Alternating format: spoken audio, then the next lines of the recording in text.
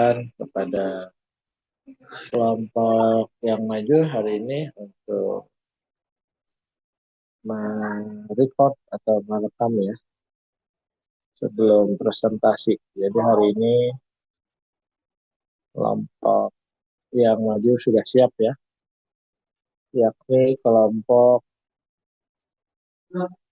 dengan judul integrasi pertanian berkelanjutan dan sistem pengolahan limbah terpadu.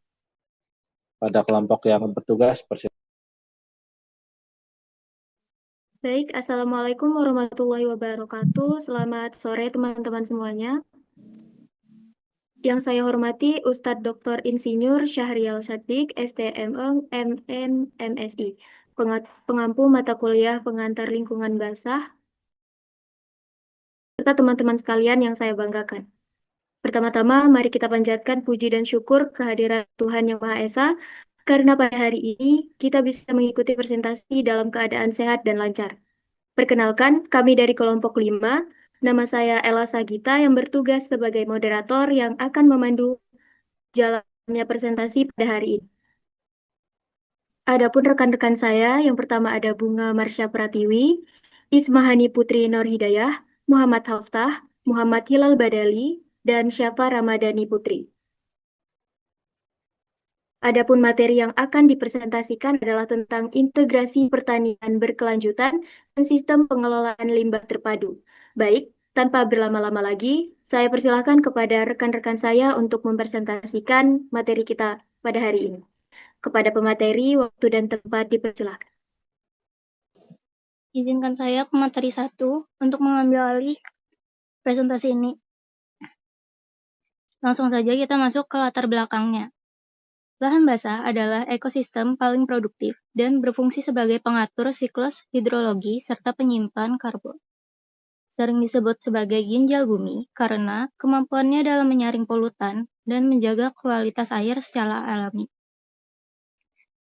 Tekanan populasi memicu konversi lahan masif yang berisiko merusak struktur tanah atau oksidasi pirit.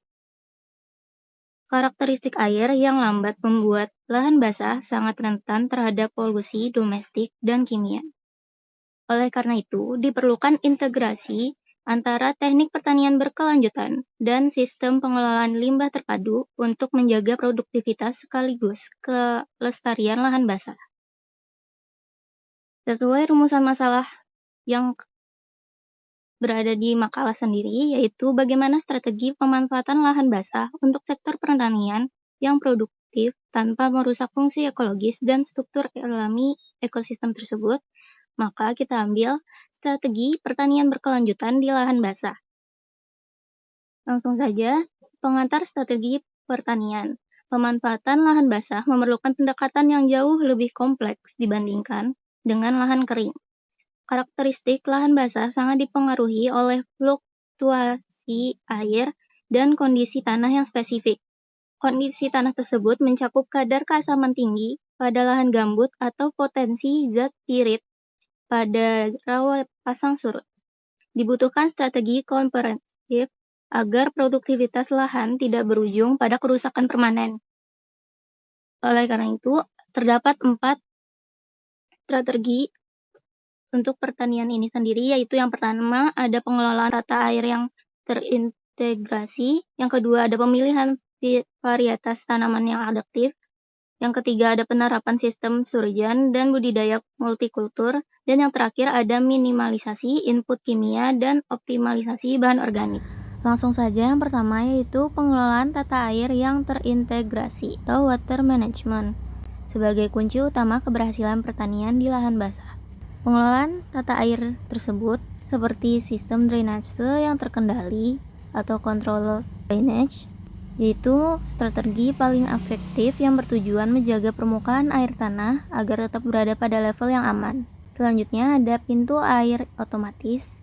Hal ini sangat penting di lahan rawa pasang surut untuk mencegah masuknya air asin atau intrusi air laut dan menahan air tawar di lahan pada saat musim kemarau. Dan yang terakhir yaitu pencegahan kerusakan, menjaga lahan tetap lembab untuk mencegah oksidasi yang meningkatkan keasaman tanah secara ekstrim atau memicu kebakaran lahan.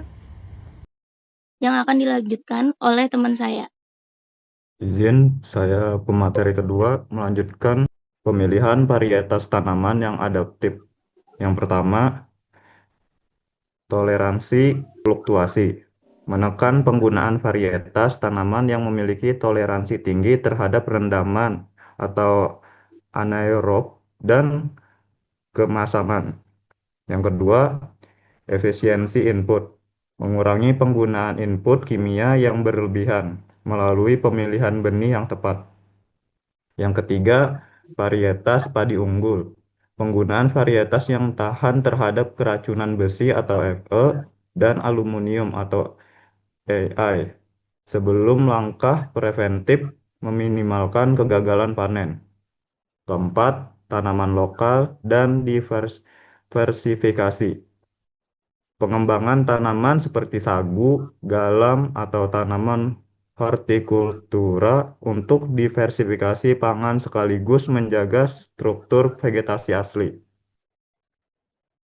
Sistem surjan dan budidaya multikultur. Sistem surjan adalah kearifan lokal yang sangat relevan dengan prinsip berkelanjutan. Di samping kiri ada gambar guladan dan tabukan. Guladan itu bagian bawah yang tergenang untuk padi. Guladan bagian atas yang lebih kering atas tanaman palawija dan buah-buahan. Manfaat ekologis menciptakan diversifikasi mikrohabitat yang mendukung keanekaragaman hayati dan mengurangi resiko serangan hama secara masif atau monokultur. Manfaat ekonomi menjamin pendapatan petani sepanjang tahun dan meminimalkan ketergantungan pada satu jenis komoditas saja. Selanjutnya, minimalisasi input kimia dan optimalisasi bahan organik. Pertama, sistem ekosistem. Lahan basah sensitif terhadap pencemaran. Kimia berlebihan dapat cepat mencemari badan air dan mematikan organisme non-target. Kedua, transisi pertanian. Mendorong transisi menuju pertanian organik atau pertanian rendah input. Ketiga, netralisasi pH. Pemberian kapur pertanian atau dolomit berdasarkan analisis tanah yang tepat. Selanjutnya, optimalisasi bahan organik. Penggunaan pupuk hayati dan kompos sisa tanaman atau jerami untuk memperbaiki kapasitas tukar kation atau KTK tanah. Terakhir, kesuburan jangka panjang menjaga kesuburan lahan tanpa merusak kualitas air di sekitarnya. Selanjutnya, dilanjutkan oleh teman saya. Baik, saya akan melanjutkan materi mengenai integrasi pertanian berkelanjutan dan sistem pengelolaan terpadu. Yaitu ada kesimpulan strategi pertanian berkelanjutan. Terdapat 4 poin yang kita dapat, yaitu yang pertama transformasi aset, yaitu melalui integrasi strategi, lahan basah tidak lagi dipandang sebagai lahan marginal yang sulit diolah. Poin kedua, ketahanan pangan, yaitu menjadi aset produktif yang mampu menopang ketahanan pangan. Yang ketiga, integritas ekosistem, yaitu produktivitas tercapai dengan tetap menjaga integritas ekosistem lahan basah secara utuh. Dan terakhir, warisan berkelanjutan, yaitu strategi ini menjamin keberlanjutan fungsi lahan yang dapat diwariskan dengan aman ke generasi berikutnya. Selanjutnya adalah materi integrasi pertanian berkelanjutan dan sistem pengelolaan limbah terpadu.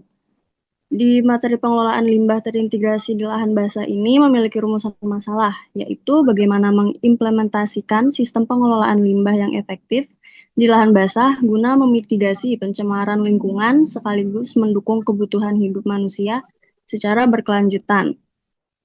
Materi selanjutnya akan dilanjutkan oleh teman saya. Baik, izin masuk. Kini kita memasuki materi integrasi pertanian berkelanjutan dan sistem pengelolaan limbah terpadu. pengelolaan limbah di ekosistem lahan basah memerlukan pendekatan yang lebih spesifik dikarenakan sifat air di lahan basah yang cenderung tenang atau lambat atau memiliki aliran yang lambat atau sering disebut dengan stagnant to slow flowing, sehingga polutan yang masuk tidak mudah terurai atau terbawa arus, melainkan cenderung mengendap dan terakumulasi. Di sini terbagi menjadi 4 bagian strategi pengelolaan limbah yang memadukan teknologi ramah lingkungan dengan pemanfaatan fungsi alami ekosistem. Yang pertama ada pemanfaatan constructed wetlands sebagai biofilter alami. Yang kedua yaitu implementasi konsep ekonomi sirkular pada limbah pertanian. Dan yang ketiga ada mitigasi pencemaran dari residu agrokimia. Dan yang keempat, sinergi pengelolaan limbah domestik terpadu. Ini adalah penjelasan yang lebih detailnya. Yang pertama, constructed wetlands. Sistem ini merupakan strategi pengelolaan limbah cair domestik dan pertanian yang ekonomis dengan mereplikasi cara kerja alami lahan basah melalui proses fitoremediasi tanaman air seperti eceng gondok dan burung tikus bekerja sama dengan mikroorganisme untuk menyerap logam berat serta menetralkan amonia. Yang kedua, konsep ekonomi sirkular pada limbah pertanian.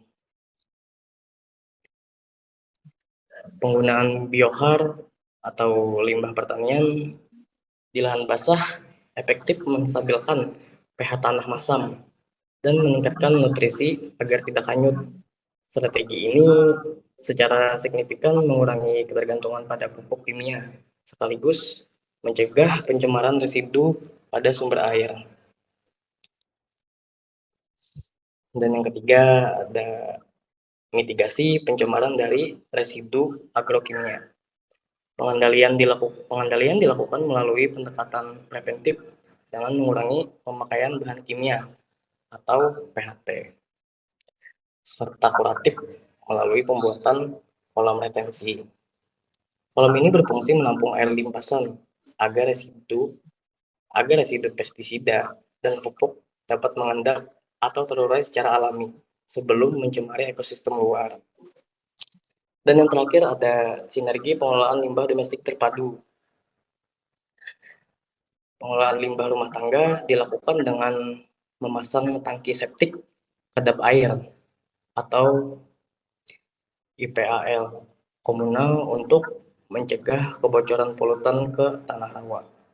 Selain itu, edukasi larangan membuang sampah plastik sangat krusial guna menjaga kelancaran drainase alami dan kelestarian ekosistem air. Sini kita masuk ke materi sinergi antara produksi, pertanian, dan proteksi lingkungan. Integrasi antara praktik pertanian dan pengolahan limbah yang sistematis menciptakan sebuah model keseimbangan yang dikenal sebagai sinergi produksi proteksi, yang mana mengelola limbah berarti menjaga kualitas lahan pertanian, sementara merusak alam hanya akan menghancurkan hasil panen. Sinergi ini terwujud dalam beberapa poin utama, yaitu yang pertama ada keseimbangan ekosistem sebagai fondasi produktivitas. Lahan basah yang terjaga memiliki kemampuan memurnikan diri secara alami dan menjaga tanaman di pinggiran lahan dan mengurangi bahan kimia. Tercipta siklus air yang bersih mendukung tanaman untuk tetap sehat dan tetap subur. Yang kedua yaitu optimalisasi layanan ekosistem atau disebut dengan ekosistem service. Memanfaatkan layanan gratis alam seperti mempertahankan sebagian lahan basah alami berfungsi sebagai pengendali banjir. Sementara tanaman penyaring limbah dapat diolah kembali menjadi pupuk hijau untuk area produksi. Dan yang ketiga ada ketahanan terhadap perubahan iklim. Pengelolaan lahan dan limbah meningkatkan ketahanan petani terhadap perubahan iklim. Lahan basah yang terjaga berfungsi sebagai cadangan air bersih saat kemarau, sekaligus mencegah emisi karbon. Dan yang terakhir, keberlanjutan ekonomi jangka panjang. Biaya pada perlindungan alam lebih ekonomis dibanding memperbaiki kerusakan lingkungan. Strategi ini menjaga keuntungan petani dan memastikan keberlanjutan lahan dalam jangka panjang. Baik, itu dari saya materi terakhir. Akan saya kembalikan ke moderator rekan saya, yaitu Ella. Baik, selanjutnya kita masuk ke sesi tanya jawab. Setelah materi yang sudah rekan-rekan saya sampaikan, adakah dari teman-teman yang ingin bertanya atau belum paham tentang materi yang sudah kami jelaskan? Saya ingin bertanya. Ya, silakan. Izin masuk. Perkenalkan, nama saya Wanda Melia Putri dari kelompok 2. Saya ingin bertanya mengapa pendekatan pertanian berkelanjutan di lahan basah harus berbeda dengan lahan kering, dan apa resikonya jika disamakan. Terima kasih sebelumnya. Adakah lagi kawan-kawan yang ingin bertanya? Saya mau bertanya. Baik, silakan. Perkenalkan, saya Widya Andini Sawitri dari kelompok 11. Pertanyaannya, menurut kalian seberapa besar potensi sistem surgen untuk dikembangkan menjadi model pertanian yang tidak hanya produktif secara ekonomi, tetapi juga berfungsi sebagai penyangga ekologis dalam mengolah limbah domestik dan agrokimia? Terima kasih. Baik, adakah lagi yang ingin ditanyakan? Kami menampung 3 pertanyaan, masih ada 1 kuota pertanyaan. Adakah yang ingin bertanya? Silakan. Perkenalkan, nama saya Anissa Farah Saragi dari kelompok 6. Pertanyaannya, bagaimana integrasi antara sistem drainase terkendali dan pintu air otomatis dalam pengelolaan lahan basah dapat dioptimalkan untuk menyeimbangkan kebutuhan retensi air tawar dan pencegahan intrusi air laut dalam kondisi variabilitas iklim ekstrim. Terima kasih. Baik, terima kasih atas pertanyaan-pertanyaannya. Izinkan dari kelompok kami untuk mendiskusikan jawaban terlebih dahulu.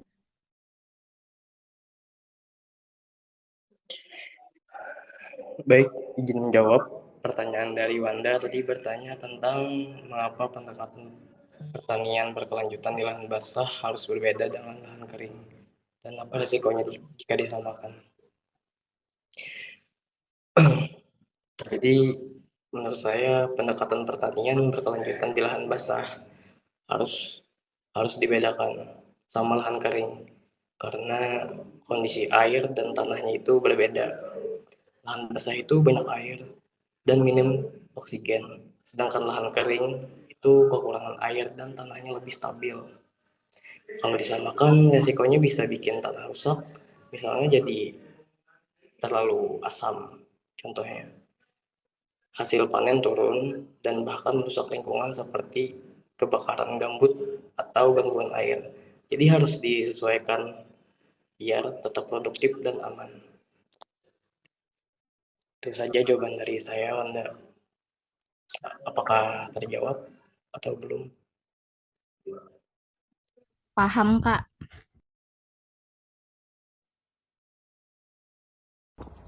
Izin menjawab pertanyaan dari Widya, potensi sistem surjan sangat besar untuk dikembangkan menjadi pertanian yang produktif secara ekonomi, sekaligus ramah lingkungan.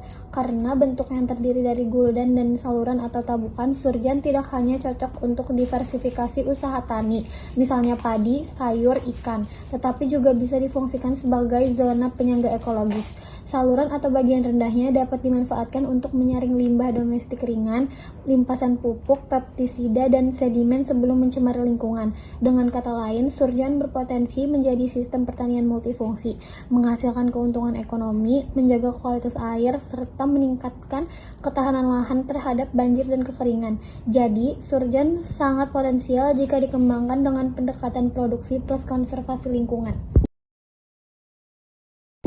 Izin menjawab pertanyaan dari Faras, optimasi integrasi antara drainase terkendali, kontrol drainage, dan pintu air otomatis merupakan kunci dalam menjaga resiliensi ekosistem lahan basah, terutama di wilayah pesisir yang rentan terhadap perubahan iklim.